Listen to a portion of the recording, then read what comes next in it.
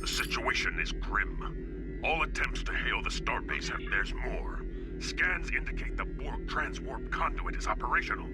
If we don't destroy the conduit quickly, Borg reinforcements will overwhelm our forces here.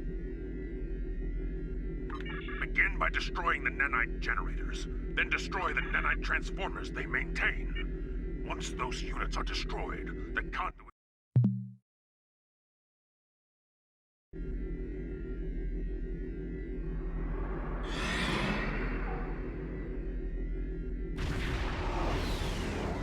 You will become one with the Borg. Scanning the nanite transformer. Done. Additional data is available.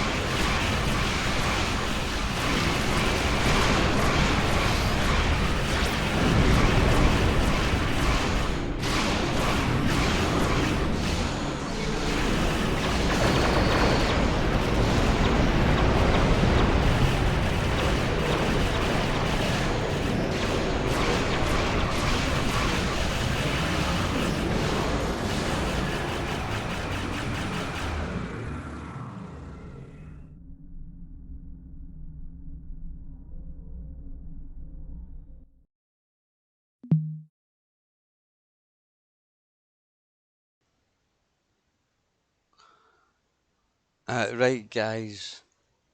Survivors. I'm just going to collect my wee bit of loot here. And then we'll leave and have a look at the ship and the build.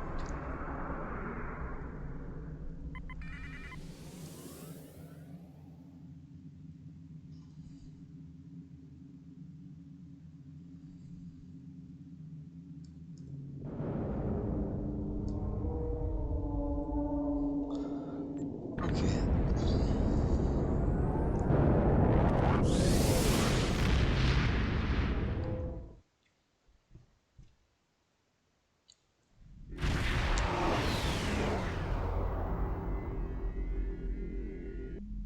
Okay, so here we are back at Konos here, guys. So the reason I'm making this video is because this ship is currently on sale in Mud's Market, and one of my fellow fleet members is thinking of purchasing it, so I said I would do a review and show you guys what the ship's like. So as you've seen there, she managed to solo an ISA without too much problems, and that is always a good sign. I'm just checking the parser here.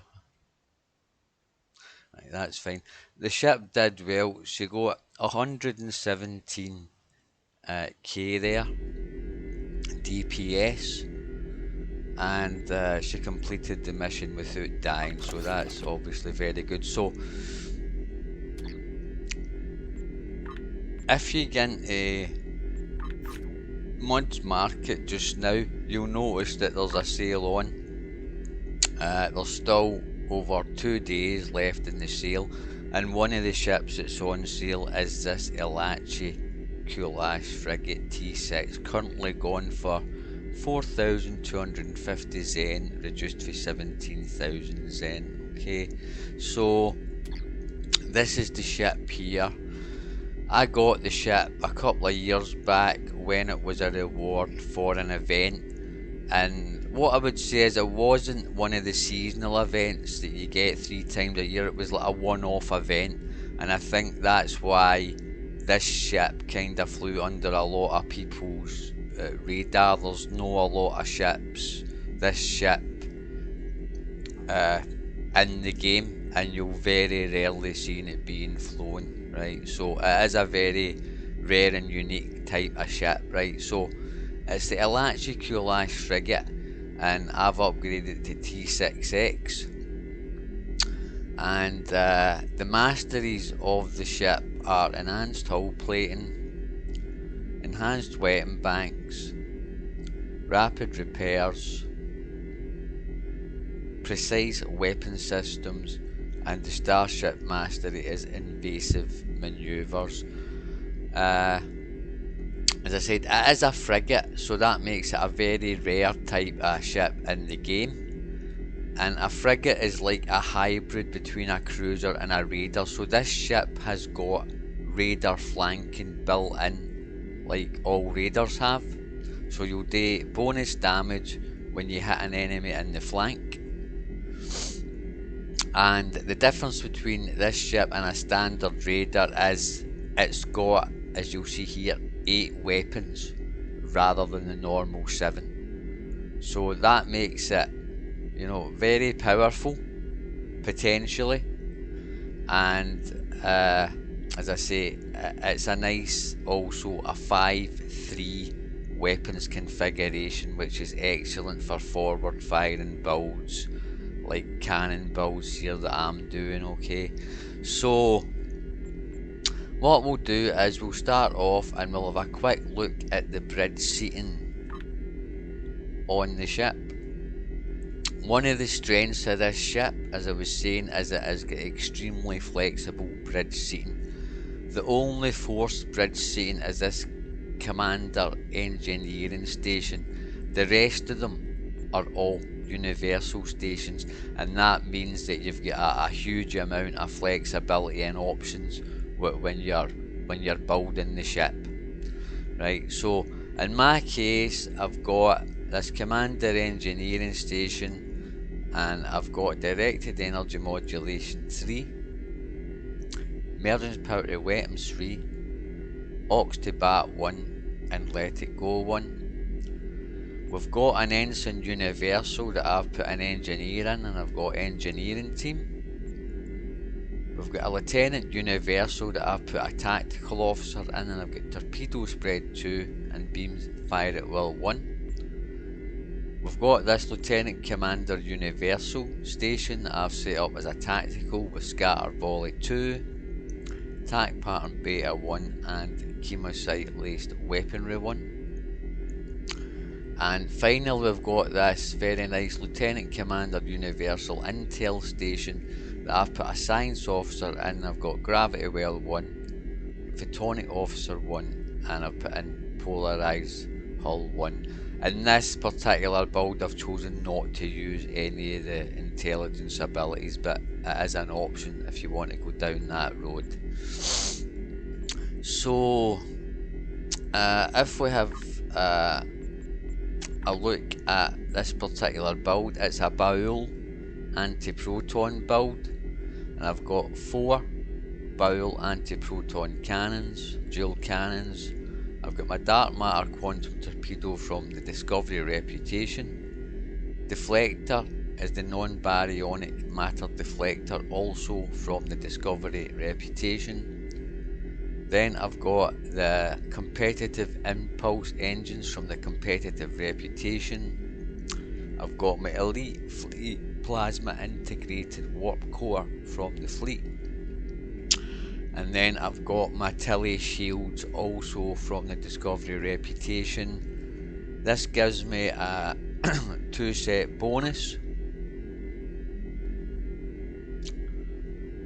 and it's 120% hull regeneration that I'm getting with that 2 set bonus. Aft Weapons are the Bull Link Sentry Anti-Proton Omni Beam that you get from the Lobby store. It's part of the Baul set. Then I've got 2 Baul Anti-Proton Turrets. Devices were Energy Amplifiers, Nimbus Pirate Distress Call, Kobayashi Maru, and then a Reactive Armor Catalyst. You get the Reactive Armor Catalyst from the mission Broken Circle, and once you've claimed that as a reward, you can craft these in your R&D engineering, guys, okay? The Universal Console, I've got my Buy Unusual Insurance Circuits from the Lobby store. Engineering is my DPRM.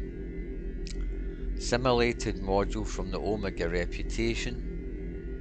0 point energy conduit from the Romulan Reputation. I've got a Bellum EPS flow regulator from the Discovery Reputation store. And finally I had my House Martok defensive configuration. Science consoles are the Bull Link Sentry Coordination Matrix. That's part of the Bull set and you get it from the Lobby store. And this gives me a 2 set bonus along with the Omni Beam and its oppressive balance, which allow my Baul refractions to chain twice. And if we come on to my next science console, it's my tachyonetic converter from the Lobby store. Tactical is an anti-proton vulnerability locator from the fleet. I've got my Lorca's custom fire controls from the Discovery Reputation. And again, I'm getting a 2-piece bonus for that one. It's Ward Discretion, and it's a +1 critical severity for 20 settings when you get a crit, and it stacks up to 25 times. So once it stacks up, you'll get an extra 25 critical severity into your build there, which is obviously very nice. And that's from the Dark Matter torpedo and the Lorca's custom fire controls there, giving me that 2-piece bonus. My final 2 tactical consoles are ones that you won't see much, and I've got them slotted in here for survivability. It's the Energetic Protomatter Matrix Infusers and you get this from your fleet colony. Okay, and what these basically do is every time you activate energy weapons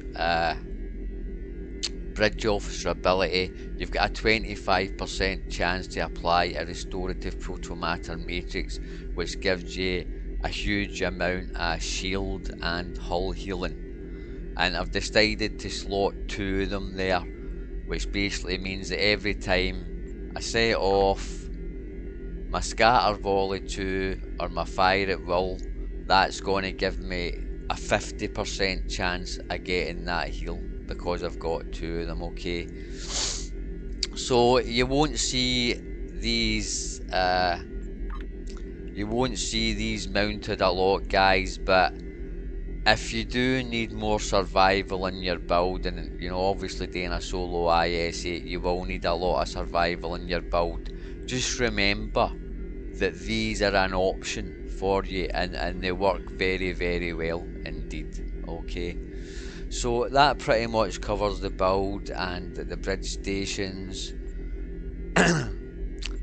I was using Miracle Worker primary and Strategist secondary as my specializations there, guys. Okay, now if we come into my traits here, personal space traits were a good day to die, superior projectile training, beam barrage, intelligence agents attaché, bulkhead technician, superior cannon training, ablative shell, superior accurate and terran targeting systems. Starship traits are emergency weapon cycle, supercharged weapons, withering barrage, improved photonic officer, superior area denial, and finally a history will remember. Space reputations, advanced targeting systems, magnified firepower, Tyler's duality, precision, and energy refrequencer. Active space reputations were my quantum singularity, biomolecular shield, sensor interference platform, and finally my anti-time singularity there. So if you come in and have a look at the stats, you can see my stats there. So she is pretty squishy, I'll be perfectly honest, and that's why I've had to put so much survival into the build, guys. Okay, again, I'm putting her through, I'm using this solo ISA as kind of a benchmark for testing my builds, right? So obviously for doing that, I need to put a lot more survival into my builds than you otherwise would if you're just doing, you know, more normal type of things like battle zones and things like that. You won't need that amount of survivability, right? So you will be able to build, you know, mirror around your damage and offensive capabilities in that case. So you can see there, right, what my stats were. So you can see what the ship looks like here. I have got some visuals equipped which I'm going to unequip so you can see the way that she looks out of the box. So I've unequipped my shields and my engines. That is the only visuals that I had on, so you can see what the ship looks like there, guys. Right, a very unique and unusual ship. I would say, in case you don't know, this is the Elachi Walker that you see, that you sometimes fight in some of the missions, right? Because if you notice here, the nacelles, if they are nacelles, are actually the legs that fold down. So I think that's very neat. So the Elachi Walker actually starts off like this, you know, it's a spaceship, and then when it comes down onto a planet's surface, these nacelles or struts, whatever, they will extend out and become the walker's legs, right? Which I think is like super cool. So it does also have a unique bridge, which I'll show you because I know some of you guys, they value unique bridges, and I like a unique bridge myself. So here is the Elachi bridge. So it's very much in, you know, in line with what you've seen on Star Trek about the Elachi. It's kind of creepy and weird, and you've got your consoles here for contacting your duty officers. You've got a console here for your account bank. There is no ready room, guys. It is just the bridge, okay? Now, what's really cool is if you walk into this, you know, pilot's position, then you see it opens up a really cool, like 3D stellar map, right? And it reminds me of that scene in the film Prometheus, where they're on the alien spaceship, and I think it's the android sits in the pilot's seat, and he gets a similar type of view as that. So it is a very cool bridge, right? So it's worth noting that as well.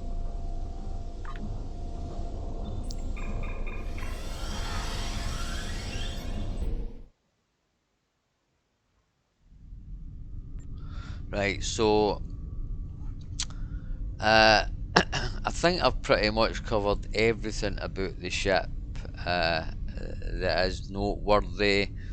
As I said, one of the nice things, it is a very nice ship. It's one of my favourite ships. It's quirky, and it's a good way to get yourself noticed if you're in doing TFOs and battle zones. You very rarely will see this ship flown. There's just not a lot of them in the game at all, and this is your chance to pick up one. My personal opinion is it's worth its sale price of 4,250 Zen. To me, that is a fair price for this ship because there is no other way to obtain it at the minute, okay? So you still got another 2 days to make your mind up. I do hope that this video has helped you make your mind up one way or the other. I'm going to end the video now. And I would say I've not been uploading a lot lately, guys, just simply because I'm extremely busy with real life. I'll try and upload videos a bit more often in future. I do have the event ship. I've already completed this event, and I do have this Mirror Gagarin warship. If anybody wants to see a review on that ship, drop it in the comments and I'll try and upload a review of that ship in the near future. So as always, I wish everybody good luck and good hunting there, and I'll see you all in the next video. Bye.